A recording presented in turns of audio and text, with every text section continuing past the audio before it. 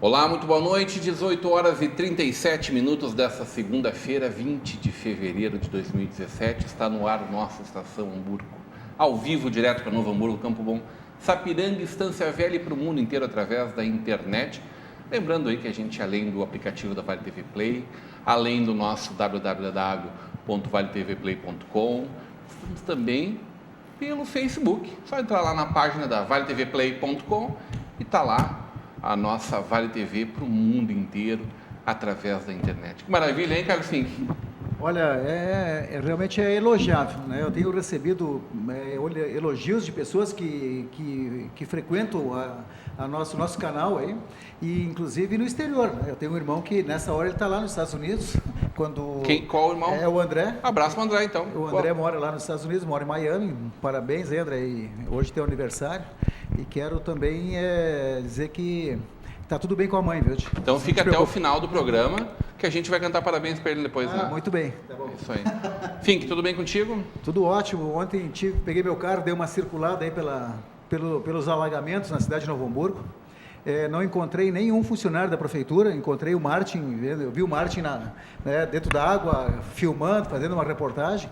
Andei ali perto da igreja São Luís, do Big, o supermercado Big, e realmente foi muita água. Tu e o Martin Bennett estão nessa de chamar de Big, né? É o Walmart agora. Agora sempre foi o Walmart, sempre foi. Agora que eles tiraram o Big fora, né? O Fink é do tempo do Real. Do Castelão. Não, eu vou te dizer mais. Real Castelão. Não, eu vou dizer mais para vocês. Ali não tinha o primeiro Castelão, ali era o Curtume Ritzel. Ali tinha um curtume, ali, toda aquela quadra ali, era a área do curtume, e eu ia para aula no Colégio Pio XII e eles secavam o couro ali, né? Naquele campo todo ali. Como tinha o Curtume Jäger, onde é o shopping, e tinha o Curtume Pacheco ali na rótula do Pio XII. Querem mais da região? Não precisa. Então eu quero parabenizar o Martin, que eu vi ele trabalhando ontem, vi o programa dele também, vi na postagem dele, e não tive o prazer de encontrar nem a prefeita, nem o vice e nem o secretário. Em todos os lugares que eu fui em vários lugares aí onde... Nem o vereador, Fink? Nem o vereador também não vi. Então, provavelmente que esse pessoal estava fora da cidade, estava na praia, e aqui estava caindo o mundo. Chegou aí na Santo Afonso? Fui na Santo Afonso, fui toda aqui pela FENAC, aqui estava um alagamento para baixo aí da FENAC. Sei. Eu tenho muita lembrança que quando dava essas intempéries, assim, o prefeito Tarcísio, depois o prefeito Luiz também, estavam sempre presentes, junto com a sua equipe, mobilizavam ligeiros secretários para todo mundo ficar de prontidão e ajudar. Eu não tive o prazer de ver isso ontem do nosso governo municipal. Ô Fink, mas são 50 dias, tu não está dando trégua para a mulher? Olha, são 50 dias depois de 8 meses, porque a campanha começou lá em junho, né? Tinha todo o período de campanha prometendo o que iam fazer. Depois da campanha, que foi no começo do mês de outubro, se passaram mais 3 meses, né? E agora já tem mais 2 meses de governo. Então nós podemos computar aí já mais de 8 meses de governo, para quem que se preparou para ser governo de Novo Hamburgo, né? E podemos ter vários exemplos aí, tem o prefeito da região, tem o prefeito lá de São Paulo, que podemos dar como exemplo aí, que está trabalhando, e já do primeiro dia, a partir do primeiro dia estávamos trabalhando. Por que nós temos que esperar? Eu já tenho dito aqui, Rodrigo, o cargo de prefeito não é para estagiário. Não é para aprender o que vai fazer. O cargo de prefeito é desde o primeiro dia que assume lá, ele tem que assumir como prefeito. A cidade espera isso, os problemas que estão aí. Se der uma chuva como deu agora ontem, é claro que tem problemas. E onde é que está a administração? Está aprendendo? Tudo bem. Deputado Tarcísio Zimmermann, ex-prefeito de Novo Hamburgo, pegou uma posição bonita assim, Tarcísio? Primeiro, boa noite, é uma alegria. Uma alegria voltar aqui.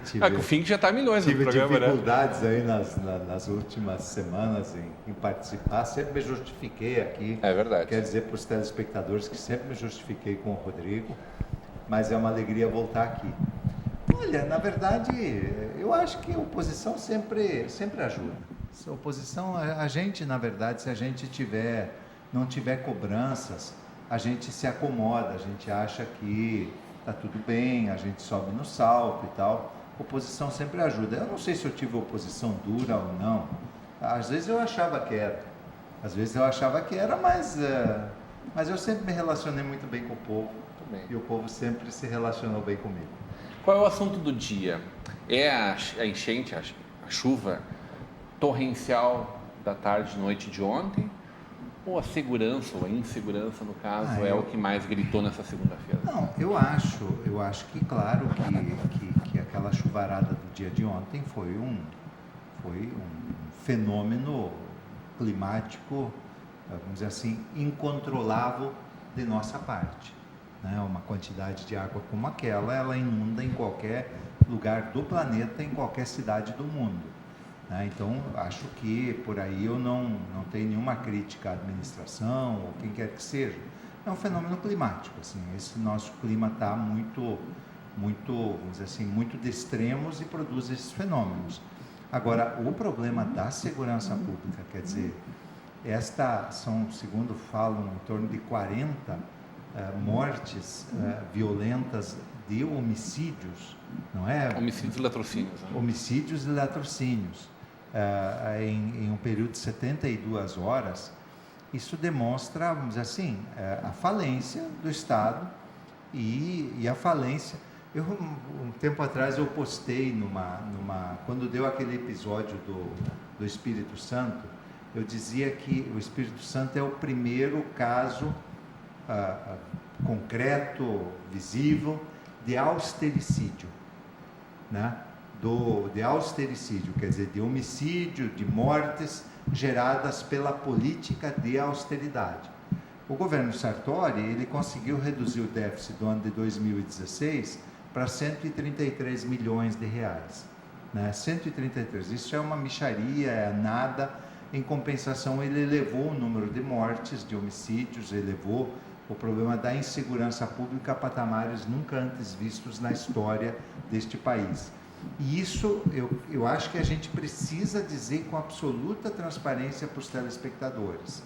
Esse tipo de ocorrência, ele tem a ver com a política de austeridade, quer dizer, tu reduz o número de brigadianos, tu superlota as cadeias, tu diminui o número de policiais civis e tu vai ter, no final das contas, esta conta apresentada pela sociedade, para a sociedade. E tem um irresponsável, um secretário de segurança, que diz que, infelizmente, os bandidos estão se matando. Primeiro, isso não é expressão de se usar, porque não é verdade. Os bandidos estão se matando, sim, porque o Estado perdeu completamente o controle sobre a criminalidade. Mas eles não estão só se matando, eles estão matando gente que não é bandida, né? E isso alcança o conjunto da sociedade. Agora mesmo, hoje à tarde, teve mais um latrocínio em Porto Alegre, provavelmente mais uma morte, e aí era um coronel, enfim, um oficial aposentado do Exército. Quer dizer, e aí não é bandido se matando, é pessoas, né? Ontem teve uma senhora que foi assassinada em Caxias do Sul e também não é bandido se matando. Então, esse negócio que às vezes alguém diz, e isso já dizia o Vantuir Jacin, que foi uma péssima invenção do governador Sartori. Ele já dizia isso, não, é os bandidos que estão se matando. Isso não é verdade. Isso não é verdade. Primeiro que eles matam muitas vezes vítimas deles mesmos, o cara que não é bandido, mas que tem uma dívida de droga. Quantas pessoas têm dívida nesse mundo e não querem ser mortas por causa da dívida? Então não é verdade que os bandidos estão se matando. Eles, em geral, o bandido mata alguém que tem muito menos capacidade de ação do que aquele que matou. Então, eu acho que é o tema mais grave do momento gaúcho, é este tema dramático da insegurança pública e que não vai refluir num curto prazo. Não vamos nos enganar sobre isso. Quer dizer, infelizmente se chegou a um ponto em que a criminalidade se reproduz geometricamente nos presídios. E nós vamos ter uma situação gravíssima por muito tempo aqui no Rio Grande do Sul. O que chama atenção, Tarcísio, é que tem solução. A gente sabe, é exatamente nessa linha que tu desenvolveu o raciocínio. O governador de Santa Catarina, na sexta-feira, ele chamou mais de 5.000 agentes de segurança. Mais de 5.000 numa chamada. Né? Então é isso. E é um estado muito menor. E é um estado muito menor, com um território muito menor, com uma arrecadação muito menor. Então é claro que Mas precisa... não tem o passivo que a gente tem, né? E não tem esse passivo que nós temos aqui de insegurança no Rio Grande do Sul ainda. Então se lá chama 5, aqui tiver que chamar 20.000. Né? Porque se lá 5.000, aqui representa 20.000 que precisa. Mas o que estão fazendo? Os agentes estão desestimulados, estão se aposentando no Rio Grande do Sul, aí diz, renovamos com a Força Nacional. Mas a Força Nacional veio para cá e quantos já se aposentaram nesse período? Muito mais do que a força que está aqui. Muito bem. Guilherme da Rosa, muito boa tarde. Boa tarde, noite, não sei como é que prefere. Esse horário, mudança de horário de verão também, né? Sim, então estamos perdidos aí, né? Eu estou bem aéreo aí. Tudo bem contigo? Tudo bem. Para ti é tarde, noite? Noite. Tu gosta do horário de verão ou horário normal? Hein? Gosto do horário de verão, mas estava com saudade já do horário normal também. Tá bom. E aí, Tchê, segurança pública ou a nossa enxurrada? Hein? Eu acho que os dois temas são importantes, eu até ia concordar com o deputado Tarcísio aqui. Esse discurso de austeridade é muito fácil de ser dito, né? Em campanha ou até mesmo em ações, mas na prática o resultado é esse. Não tem recurso para colocar em policiamento, não tem recurso para presídios e acaba a sociedade pagando o preço dessa austeridade. E a questão das enchentes, eu gostaria de fazer um comentário, Fink. Saiu uma foto, na verdade, da prefeita Fátima Daut visitando as enchentes e até foi feita uma piadinha na internet que ela estava de rasteirinha no meio da água e não de galocha. Aqui no Novo Hamburgo foi, né? Aqui. Ah, sim. Não sei se a foto foi só para o jornal ou ela realmente circulou por toda a cidade. Fui muito claro que eu percorri toda essa calamidade que estava aí, não encontrei ninguém do governo. Mas que bom que a prefeita estava em algum lugar, ela estava. Claro que eu não posso estar em todos os lugares. E ela também não ia estar me esperando, né? Com certeza que não, né? Então eu não vi, mas que bom que ela esteve lá presente. Saiu aonde? Saiu no blog do Ávila, na internet. Então, perfeito. E até já começaram a fazer as comparações com o Dória e tal, né? Mas, convenhamos, né? Isso aí não é mais que obrigação, né? O Dória é candidato à presidência da República? Acredito que vai ser. Pelo amor de Deus, né? Não, eu vejo uma... Que Deus nos livre, né? Uma propaganda aberta, né? Eu acho que na linha dos uma Estados ação Unidos para chegar lá. E da onda antipolítica, acho que ele surge como candidato. Deus nos livre disso. O Roberto Justo já disse que ele não vai ser, né? Segundo turno entre Dória e Bolsonaro. Não vou deixar o senhor responder essa pergunta aqui. Tinha uma enquete. O senhor não vai ter pesadelo com isso. Já que tu trouxe o assunto, eu acho que o caso a ser discutido nessa questão é o Lula. O fenômeno Lula? É o fenômeno Lula que volta a assombrar. Quer dizer, debaixo desse mau tempo que ele está, desde quanto tempo? Há uns 3 anos. Né? A família achincalhada, enfim. Enfim, sendo... Se nós formos ao mensalão, exatamente. São 13 anos, né? Não, mas eu acho que eu diria que são 3 anos de achincalhamento pesado, assim. Pesado. E ele sobrevive e cresce. Não é só sobrevive. Ele sobrevive e cresce. O que mostra, vamos dizer assim, também, eu acho que um lento despertar da sociedade que começa a perceber que esse golpe, eu continuo dizendo que foi golpe, e vou dizer até o fim da vida que foi golpe, ele foi dado, não é contra o PT em particular, ou contra a Dilma e o Lula em particular, ele foi dado contra o povo. Quer dizer, quando vem agora a proposta da reforma da Previdência, tem muita coisa que o povo não entende muito bem. Quando a PEC 55, aquela do teto de gastos, foi aprovado, esse é um discurso pesado, ele é muito importante. Uma pena que a maioria do povo não compreenda o que é aquilo, né? Mas tu ficar 20 anos, é só para dar um exemplo, tu ficar 20 anos na tua casa dizendo o seguinte, tu não pode comer nenhuma fatia de pão mais do que tu comeu no último ano. É isso que essa PEC diz, 20 anos... E se o pão estragar, tu não pode comprar outro. Exatamente, se o pão estragar, tu não compra outro. É isso que essa PEC diz, 20 anos tu não pode aumentar o gasto em saúde, em educação, em melhoria de estradas, em geração de emprego, em assistência social, não pode em construção de casa para as pessoas, não pode aumentar o gasto. Isso o povo não entendeu muito bem. Agora, a reforma da Previdência, isso as pessoas compreendem. Saber que, por exemplo, vai poder se aposentar só aos 65. Então, as pessoas estão começando lentamente a compreender melhor a natureza desse governo e que eu vou dizer para vocês, está fazendo um strike no Brasil. Está fazendo um processo de destruição massiva. Agora eles estão discutindo de liberar a compra de terras brasileiras, no Brasil, para estrangeiros, no limite de, no máximo, 100 mil hectares. Sabe quantos municípios brasileiros têm mais de 100 mil hectares? Não deve dar 100. 100 mil hectares de terra. Quer dizer, o máximo que um estrangeiro vai poder comprar é comprar uma meia dúzia de município encordoado, assim. Provavelmente que vão comprar municípios lindeiros dentro do Amazonas, né? Bem provável. Exatamente. E aí, quer dizer, mas para que isso? Para que isso? Agora vamos aprofundar um pouquinho mais essa questão do Lula. Você acredita realmente que ele não vai ter uma condenação até outubro do ano que vem? Não sei, até agora, eu vou dizer assim, prosperando a sua tese. Vamos imaginar, que seja realmente um golpe. Vamos imaginar. O golpe só estaria completo se tivesse Mas essa vamos condenação. imaginar o seguinte, vamos dizer assim, o Lula é o inimigo que eles visam há muito tempo. Não tem nenhuma dúvida quanto a isso. Quer dizer, o resto tudo é chinfrim. O Lula é o inimigo. Se eles tivessem qualquer coisa objetiva contra o Lula, eles deixariam crescer ele para 40% de intenção de voto? Mas isso não tem como coibir, né? Mas como? Mas se tu tivesse uma coisa objetiva. Eles estão investigando o Lula porque, na verdade, exaustivamente não se construiu há nenhuma quantos alternativa. anos?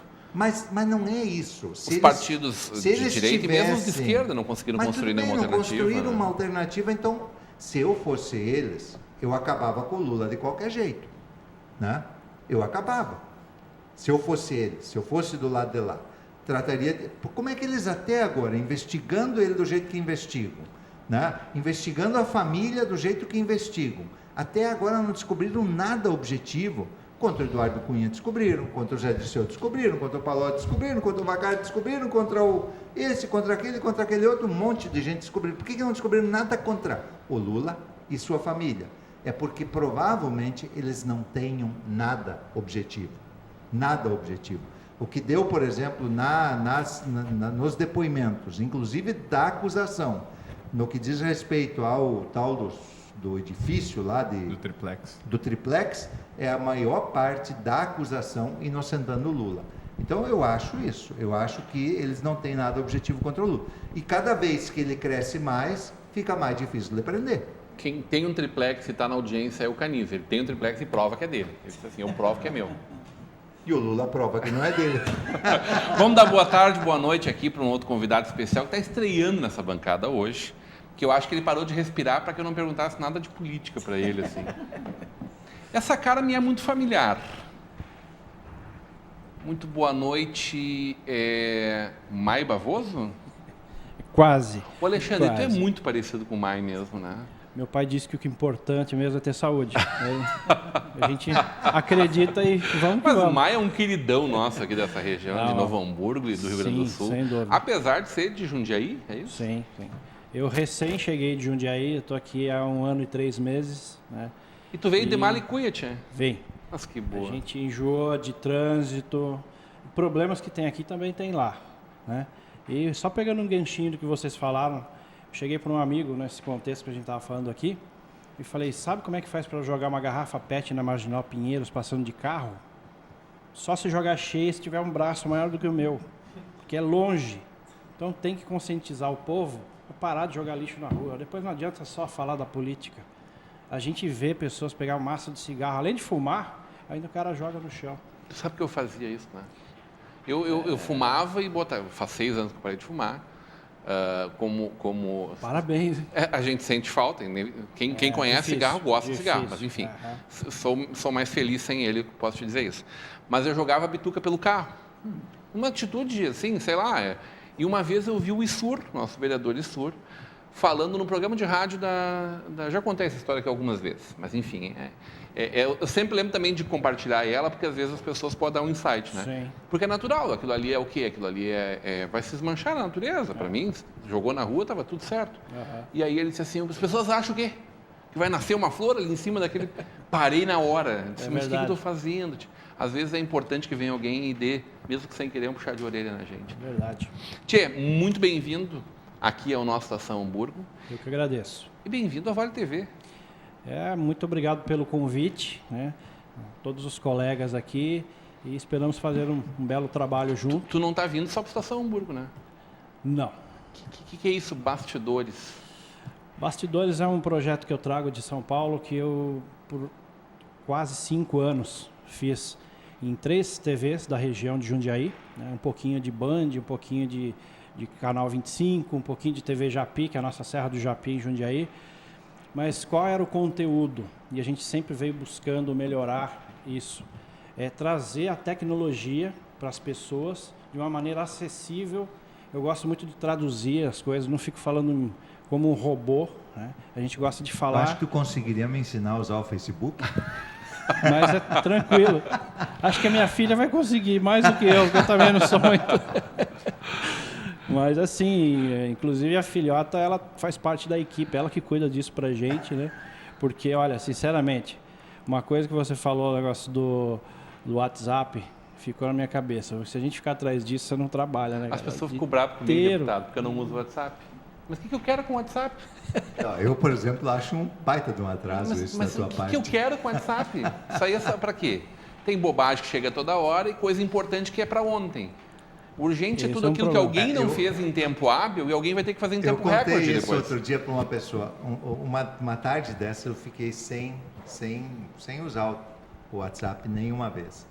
E quando eu fui abrir, tinha 1.279 mensagens. Eu digo, alguém acha que eu vou... Alguém acha que eu vou olhar 1.279 mensagens? Tem mais que fazer. E aí é isso, quando tem um grupo... várias pessoas me incluem no grupo. E eu até agora não descobri como é que eu saio de um grupo que eles não vejam. Eu deleto os grupos também. Como é que eu saio sem que eles vejam? Isso aí eu te ajudo. Mas aí um grupo que é, digamos assim, prolixo dessa forma, eu não olho nunca. Eu não olho nunca. Não vejo nenhuma mensagem dele. Porque né, é impossível. É impossível. Mas sabe que a gente que trabalha com isso... Eu aprendi a usar esse tipo de tecnologia como uma faca. Para mim, eu uso assim. Eu tenho que ter uma faca em casa, mas eu não vou matar alguém. Então, a gente tem que saber usar. Então, eu procuro traduzir de uma maneira que... Até onde você pode ir? Como é que o pai pode controlar?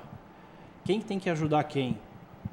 Isso vai estar no Bastidores é isso. E teve matérias que eu fiz em Interlagos, por exemplo, eu faço questão de mostrar quem trabalha por trás. Como é que faz? Quando um carro de Stock Car bate, quem é que vai lá trocar o pneu, trocar a porta, readesivar o carro? Quem é que faz isso? Então, foram coisas que eu sempre fui apaixonado por TV, por rádio, tudo começou como uma brincadeira. E quando eu recebi um convite, eu fui, mas eu falei, eu vou lá para fazer o quê? Fazer coisa que todo mundo faz, imitar? Não, vamos fazer uma coisa diferente. Então, Bastidores, até eu mudei de nome, para poder mostrar um outro lado. Para ampliar o escopo da atuação. Porque aí eu posso falar de qualquer assunto. E hoje, se a gente parar para analisar, qual é o ramo de atividade no mundo que não usa tecnologia? Perfeito. Se falar assim, olha, o caminhão de coleta de lixo, eu vou te mostrar onde é que tem tecnologia ali, porque ele é rastreado, tem um percurso e tal. Então, esse é o objetivo do Bastidores. E o maior objetivo meu é incentivar essa juventude que às vezes não sabe o que vai estudar, não sabe o que quer fazer da vida. Eu vou fazer tal coisa porque meu pai quer. Não, tira isso. Vamos dar umas dicas legais para vocês. Inclusive, às vezes o pai está lá oprimindo o filho a estudar uma coisa que ele não está afim, depois ele não vai ser um bom profissional. Então, a gente está fazendo isso. Sabe que com a chegada dos novos programas da Vale TV, nós estamos chegando a quase 50 programas só de Novo Hamburgo, mais os de Porto Alegre ainda, que estão na nossa emissora. Nós não tínhamos nenhum programa de tecnologia. Então, vem para cumprir uma lacuna numa cidade que é exportadora de tecnologia, numa região que é um polo nacional e internacional, né? Sim. Pô, já é muito bem-vindo. E eu quero saber sobre esse convite, tem para falar depois sobre a próxima quinta-feira. Mas vamos conversar em seguida sobre isso. Tem essa foto aí? Na semana passada, deputado, Fink, Guilherme, Alexandre, a gente mostrou um pouquinho da reforma que a gente vai fazer na Vale TV e nós teremos aí os novos espaços, né? muito mais modernos, muito mais aconchegantes, englobando todo esse prédio. A gente está localizado aqui na Santa Sofia. Se Deus quiser, vai ser, enfim, uma maravilha. Tá bonito, hein? Que legal. Vai ser no térreo aqui, né? Do Isso prédio. aqui é a parte do fundo lá, a parte do comercial, parte de reuniões. sala Muito de bonito reuniões. mesmo, parabéns. Nosso acesso, né? Mostrar os painéis de alguns dos programas da TV. Nossa recepçãozinha ali em cima, tem recepção lá embaixo também. Aí a sala dos jornalistas, sala criativa, né? Pessoal que... Diria que quem olha isso aí diria assim, no popular, mas estão podendo, né? Deputado, tem muita gente bacana com a gente, né? Já falei isso várias vezes. Legal. O deputado Tarcísio sempre foi incentivador da nossa Vale TV e vai poder enxergar o que O ele ajudou. prefeito em Tarcísio alguma... foi mais. Tá bem, é verdade. Prefeito Tá Tarcísio, certo. deputado ajuda pouco. É verdade. Mas ainda assim, é muito importante. Mas é esse legal, apoio é legal que de ver uma existe TV hoje. local, uma TV de Novo Hamburgo, né, com toda essa abrangência que já tem e todo esse potencial de crescimento. O telespectador fica vendo aí a qualidade que está já sendo implantada aqui na TV, né, isso com certeza vai ter um ganho muito grande para a cidade de Novo Hamburgo e para toda a nossa região aqui. E parece que ontem, por exemplo, lá toda a torcida do Atlético e do Curitiba Que loucura, né? cantando aquela Que discussão boa, hein? aquela homenagem à Globo, né? Agora imagina o que vai ser A Globo das impedindo. emissoras de televisão sem futebol. A Globo impediu a realização de um jogo. Eu fiquei impressionado. O maior clássico do O maior Paraná, né? Um clássico dos do maiores. país. Tipo assim, a Globo aqui do Rio Grande do Sul proibir a realização de um Grenal. Do Grenal. Porque o Grêmio e o Inter não aceitaram o valor que ela queria pagar para transmitir o jogo. Não, Mas eu escutei o queriam presidente- que fosse pela internet. Imagina É. se esse negócio dá certo. Hoje, o negócio dos caras, eu escutei né? uma entrevista hoje do presidente não sei se é do Atlético ou do Curitiba, um dos dois, e ele explicou isso, Tarcísio, o que foi? Uma repórter da Globo entrou dentro do campo lá, porque eles entram dentro para filmar, entrou dentro do campo sem ser credenciado. E o juiz mandou ela sair, ela disse que não ia sair. Enquanto ela não saiu, eles não começaram o jogo. Mas o jogo não existiu. Pois é, por isso. Mas- Não existiu porque tinha uma repórter não credenciada dentro do campo. Mas é que eles iam fazer a transmissão Pela web. Pela pelo web. YouTube É e isso. pelo Face. Porque eles não pagaram, eles não fizeram o Sim. pagamento, eles acertaram com os clubes do interior e não acertaram o pagamento com os dois da capital. E com isso, eles também não deixaram filmar. A emissora do Requião, TV né? aberta, exatamente. Emissora do Requião. Vamos para a foto de hoje? Que lugar é esse? Novo Hamburgo, hein? A gente vai para um breve intervalo e volta já já.